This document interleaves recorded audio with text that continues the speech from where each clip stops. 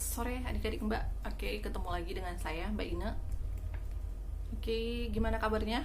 Masih tetap baik kan? Masih tetap sehat walaupun COVID-19 melanda ya.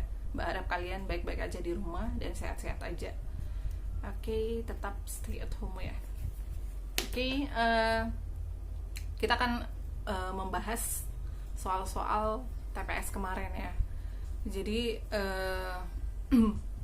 masih ingat ya soal-soalnya atau mungkin sudah disimpan ya. Oke, untuk yang kurang tahu juga boleh nanti Mbak lampirkan di bawah soalnya. Oke, silakan kita bahas satu persatu. Oke, silakan dicek soalnya di bawah. Oke, yang soal yang pertama itu ada air liur mengandung enzim pitialin yang disekresikan salah satunya oleh kelenjar parotis di dalam mulut. Namun saat masuk ke lambung, enzim pitialin tidak aktif lagi. Alasan yang benar berkaitan dengan hal tersebut adalah, nah kalau untuk ini Mbak rasa adik-adik mudah ya. Kenapa? Karena kan salah satu sifat enzim itu adalah dia bekerja pada pH dan suhu tertentu. Nah, enzim pitialin kan bekerja di dalam mulut ya, tapi dia tidak bekerja di lambung. Kenapa? Karena pastinya pH-nya berbeda. Nah, jadi kalau di mulut itu pH-nya basa, sedangkan di lambung itu pH-nya asam. Berarti aktivasi pitialin dihambat oleh pH asam. Iya, jawabannya adalah A. Next, nomor 2. Berapakah berat badan ideal yang seharusnya dimiliki oleh seseorang yang memiliki tinggi badan 180 cm menurut rumus standar Broca? Berat badan ideal yang seharusnya dimiliki oleh seseorang yang memiliki tinggi badan 180 cm adalah, nah, berat badan ideal itu menurut standar Broca rumusnya itu adalah tinggi badan dikurang 100, kemudian dikurangkan lagi dari 10% dikali tinggi badan dikurang 100. Nah, jadi itu sama dengan 180, karena tadi tingginya 180 kan, 180 dikurang 100. Oke, kemudian dikurang 10% dikali 180 dikurang 100. Oke, sama dengan 180 kurang 100 berapa? 80 ya. Jadi 80 dikurang 10% dikali 80. 10% kali 80 adalah 8. Berarti berat badan ideal dalam kilogram itu sama dengan 80 dikurang 8. Jawabannya adalah 72 kg. Oke, next yang nomor 3. Berikut ini kelainan pada sistem pencernaan manusia yang tidak disebabkan oleh infeksi mikroorganisme adalah. Oke, yang tidak disebabkan infeksi mikroorganisme yang mana adik-adik? Ini mah gampang ya, sebenarnya udah pernah kita bahas. Atau masih ada yang susah? Itu adalah konstipasi. Kenapa? Karena konstipasi itu adalah disebabkan karena kurangnya makanan berserat. Oke, seperti buah-buahan atau sayur-sayuran. Atau lebih kita kenal dengan istilah sembelit ya. Oke, jadi jawabannya adalah cantik, secantik adik-adik Mbak yang stay at home ya. Oke, nomor 4. Pada saat kita melakukan aktivitas berat, maka pernapasan kita lebih cepat dan lebih pendek, sehingga tubuh kita akan terengah-engah. Alasan yang tepat untuk menjelaskan proses di atas adalah apa? Coba. Pasti sebagian udah bisa jawab ini, karena sudah pernah kita bahas sebelumnya. Pada saat kita melakukan aktivitas berat, berarti tubuh kita membutuhkan lebih banyak oksigen kan. Nah, untuk apa oksigennya? Untuk membentuk energi lebih banyak lagi. Nah, jadi akibatnya itu terjadi peningkatan respirasi aerob di dalam sel ya, untuk menghasilkan siapa? Energi. Nah, sehingga terjadi peningkatan CO2 di dalam darah atau karbon dioksida. Oke, itu ada jawabannya adalah bola atau B. Oke, kita lanjut yang nomor 5. Nah, hitung-hitungan lagi. Jika volume udara yang masuk ke dalam paru-paru pada pernapasan normal seorang wanita 450 ml dan frekuensi pernapasan selama 15 menit adalah 150 kali, maka jumlah volume pernapasan per menit adalah, nah yang ditanya adalah per menit. Tadi yang diketahui itu pernapasan normal wanita tersebut itu 450 mili ya. Nah, frekuensi pernapasan selama 15 menit adalah 150 kali. Berarti kita bagi dulu. 150 dibagi 15. Itu sama dengan 10. Berarti frekuensi pernapasannya adalah 10 kali per menit. Nah, tinggal kalikan. 10 dikali 450 ml. Jawabannya adalah 4500 ml atau cantik. Oke, next nomor 6. Berikut ini fungsi yang benar dari bagian ginjal adalah. Oke, masuk ke ekstraksi. Gampang sih sebenarnya, kita susah kalian rasa. Oke, jawabannya adalah, udah pernah kita bahas ini sebenarnya, mengulang soalnya ya. Jawabannya adalah cantik. Pada tubulus nefron terjadi reabsorpsi selektif ya, atau penyerapan zat-zat yang masih dibutuhkan oleh tubuh. Reabsorpsi ya. Oke. Next, nomor 7. Pada saat kondisi dingin, tubuh beradaptasi dengan cara bagaimana?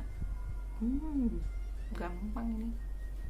Nah, ada dua hal yang dilakukan kulit pada umumnya ya. Yang pertama itu pada saat panas dia akan melebarkan pembuluh darah sehingga mempermudah keluarnya keringat. Nah, kalau dia pada saat keadaan dingin dia akan mempersempit pembuluh darah. Nah, jadi jawabannya adalah bola. Oke, next, nomor 8. Seorang ibu mengemukakan keluhannya kepada dokter karena kebiasaannya yang sering buang air kecil dan disertai rasa haus. Berdasarkan hasil analisis dokter, ibu tersebut menderita diabetes insipidus sebagai akibat kekurangan hormon.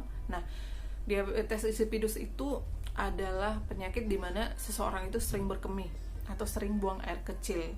Itu kenapa? Karena kurangnya filtrasi ya air di ginjal. Nah, itu disebabkan oleh kurangnya hormon ADH atau antidiuretika hormon. Berarti jawabannya adalah ya, dulu atau D. Oke, next, nomor 9. Bagian dari sistem saraf yang berfungsi mengkoordinasi dan menyampaikan pesan ke sel otot adalah. Nah, siapa? Lu bisa jawab? Ayo, kira-kira siapa yang bisa jawab? Oke, yang menyampaikan pesan ke sel otot itu adalah sistem sinaps dan neurotransmitter. Dodol ya, atau D. Oke, next yang berikut, nomor 10. Selama refleks hentakan lutut, impuls saraf yang berasal dari neuron sensoris akan ditransmisikan kemana?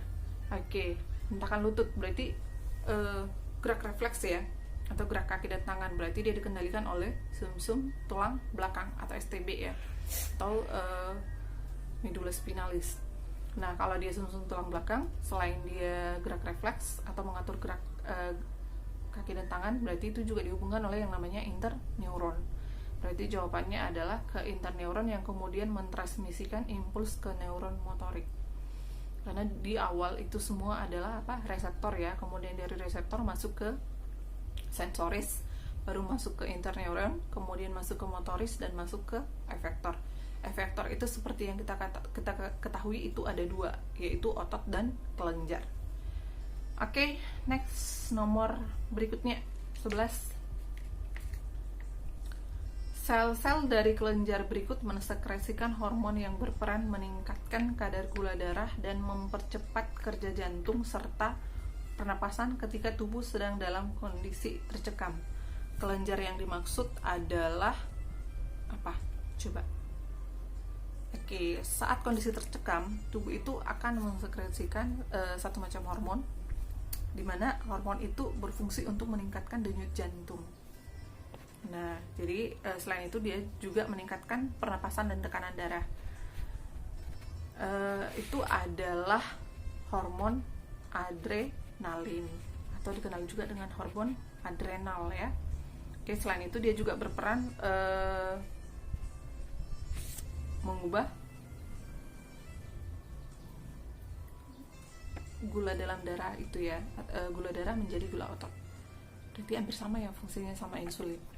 Oke, berarti jawabannya adalah bola. Oke, lanjut yang nomor 12. Oke, berikut ini urutan yang tepat dari proses masuknya cahaya ke dalam mata sampai dideteksi oleh reseptor mata. Itu dari mana ke mana?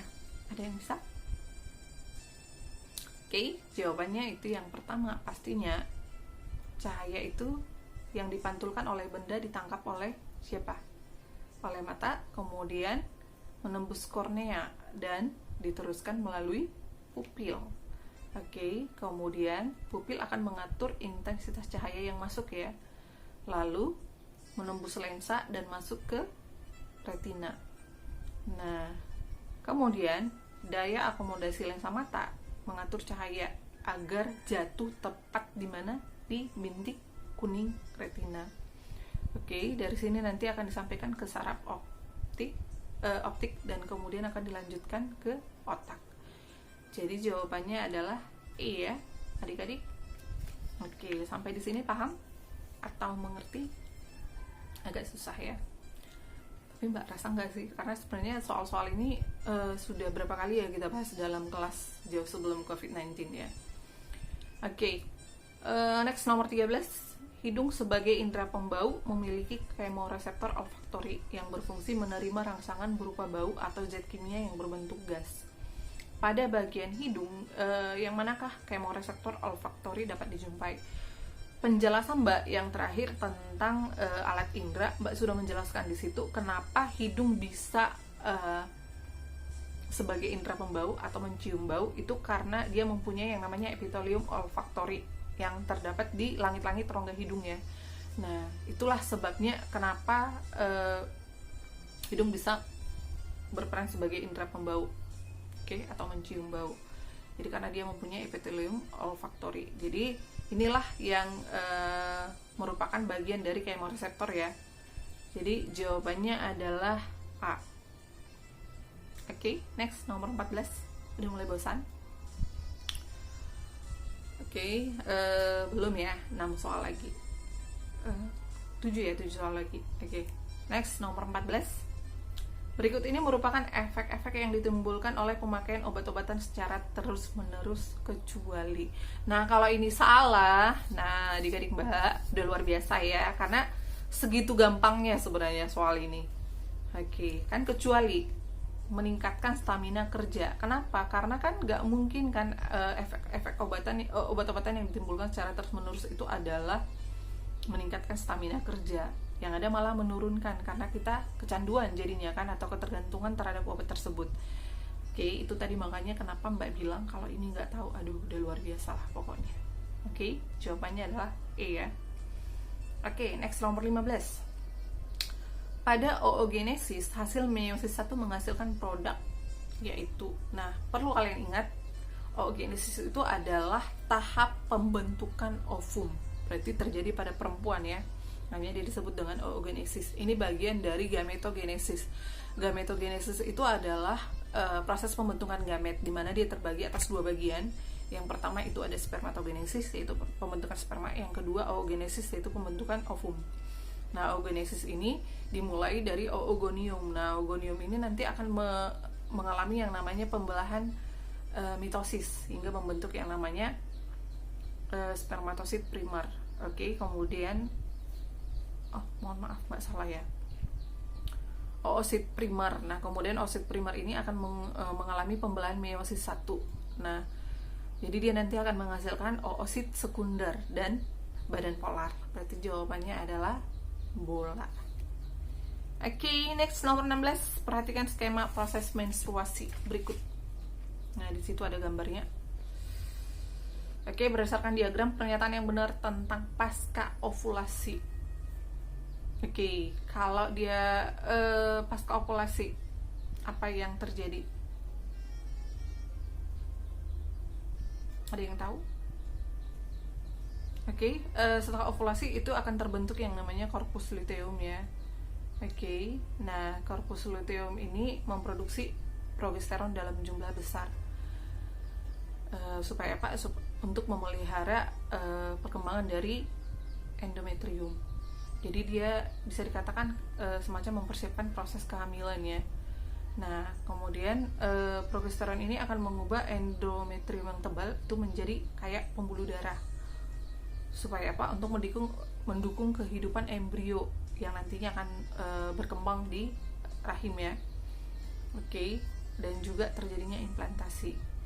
Nah, jadi akan tetapi jika dia tidak terjadi yang namanya pembuahan atau implantasi, nah endometrium ini nantinya yang akan meluruh ya bersama endometrium. Itulah yang disebut dengan fase menstruasi. Nah, tadi yang ditanya adalah pernyataan yang benar tentang pasca ovulasi. Udah ya. Itu jawabannya adalah corpus luteum menghasilkan hormon progesteron memelihara pertumbuhan endometrium. Jadi jawabannya adalah entok. Oke, masih ingat ya fungsi progesteron? Progesteron itu salah satu fungsinya adalah membentuk yang namanya ASI, kemudian juga mempersiapkan penebalan dinding rahim. Oke, untuk perkembangan embrio. Jadi kalau dia tidak terjadi pembuahan, berarti terjadi peluruhan. Oke, next nomor 17. Perhatikan alat reproduksi wanita pada gambar berikut. Nah, yang ditanya itu adalah bagian yang bergambar X. Nah, bagian yang bergambar X itu adalah gambar dari tuba falopi atau yang disebut dengan oviduct. Nah, fungsi dari oviduct itu adalah tempat terjadinya fertilisasi ya, atau pembuahan. Nah, berarti jawabannya adalah pembuahan normal bila terjadi penetrasi sperma. Ya, itu benar. Itu adalah fertilisasi ya. Karena kalau yang A, saluran oosit primer menuju rahim, bukan. Oosit primer itu bagian dari oogenesis, berarti itu masih berlangsung di ovarium ya. Kemudian yang B, pembelahan mitosis, itu juga masih berlangsung di ovarium. Yang C, pematangan oosit, nah juga masih berlangsung di ovarium. Lalu lagian pematangan oosit primer bukan ya, sekunder yang nanti akan mengalami pembelahan menjadi ovum. Kemudian pembelahan meiosis juga tidak. Jadi yang tepat itu adalah E. Oke, mengerti sampai di sini adik-adik Mbak? Mengerti ya Mbak Resa? Karena tidak sulit sebenarnya. Yang pasti yang perlu kita ingat itu adalah pemahaman. Dari awal Mbak sudah menjelaskan, biologi itu bukan menghafal tapi memahami. Kalau kamu hafal sekarang ya besok pasti lupa, tapi kalau kamu memahaminya dan kamu belajar secara berulang, nah itu bakalan mudah kamu ingat. Oke, tinggal 3 soal lagi. Oke, jadi bagi yang ngantuk tahan ya sebentar lagi. Oke, bagi yang sudah bosan atau malas juga tahan ya sebentar lagi, cuma 3 soal lagi kok. Oke, nomor 18. Pernyataan tentang ASI berikut ini benar kecuali, kecuali ya, berarti yang bukan. A, memiliki kandungan gizi yang lengkap, benar. B, memiliki kadar laktosa tinggi, benar. Kemudian C, kolostrum dihasilkan pada 30 hari pertama setelah persalinan. Wow, benar atau salah? Yang benar adalah kolostrum dihasilkan pada tahap akhir kehamilan dan beberapa hari setelah kelahiran. Berarti bukan 30 hari pertama ya setelah persalinan, karena dia pada akhir kehamilan. Berarti jawabannya adalah C. Oke, kemudian yang D, kolostrum berfungsi mempersiapkan saluran pencernaan bayi untuk mencerna ASI, benar. Kemudian mengandung antibodi untuk melindungi bayi dari bakteri, virus, dan jamur patogen, juga benar. Oke, nomor 19. Pemotongan vas deferens pada laki-laki akan mengakibatkan, nah pemotongan atau pengikatan vas deferens itu disebut dengan vasektomi. Jadi vasektomi, ingat ya, vasektomi itu berasal dari kata pengikatan vas deferens. Kalau pada perempuan namanya tubektomi, karena yang diikat atau dipotong itu adalah tuba falopi. Ini adalah salah satu program KB ya. Atau supaya tidak mempunyai keturunan lagi atau stop mempunyai keturunan. Jadi pemotongan vas deferens pada laki-laki akan mengakibatkan tidak ada sperma yang dikeluarkan. Jadi tidak akan terjadi yang namanya proses kehamilan. Oke, jadi jawabannya adalah B. Oke, kita lanjut soal yang terakhir. Oke, gimana? Udah ngantuk? Atau masih tetap semangat? Jarang-jarang loh kita belajar seperti ini. Karena kondisi sekarang ya kan, jadi harus tetap semangat. Oke, nomor terakhir, sistem pertahanan alamiah bersifat non-spesifik. Nah, artinya itu apa? Oke. Pertahanan tubuh non spesifik itu adalah bawaan ya, bawaan dari sejak lahir. Nah, itu ditemukan pada individu sehat. Nah, dan dia itu berfungsi untuk sebagai antibodi. Nah, jadi fungsinya adalah untuk menjaga kekebalan tubuh. Nah, jadi sistem pertahanan alamiah bersifat non spesifik itu artinya bahwasanya sistem pertahanan pada tubuh kita itu melindungi tubuh kita itu dari berbagai macam kuman. Dia tidak hanya mengenali satu jenis, jadi dia tidak spesifik terhadap satu jenis kuman, tapi terhadap banyak jenis kuman. Makanya dia dikatakan non spesifik, berarti lebih dari satu jenis. Nah, atau berbagai jenis kuman.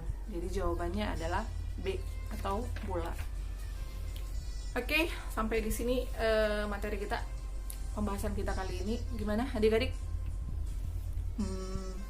Gampang atau susah? Mbak rasa tidak terlalu susah, tapi mungkin tidak terlalu gampang juga ya. Oke, sekian materi pembahasan kita hari ini. Kalau kira-kira masih kurang paham atau masih kurang mengerti, boleh nanti ditanya ke Mbak, japri lagi ke Mbak ya. Oke, akhir kata, selamat sore, selamat beraktivitas kembali, dan ingat, stay at home, jaga kesehatan, dan walaupun kamu di rumah itu tetap belajar. Oke, adik-adik Mbak, ingat, pasti ada nanti waktunya ini semuanya berlalu dan kita kembali tatap muka di dalam kelas. Oke, selamat sore, terima kasih, sampai di sini pertemuan kita.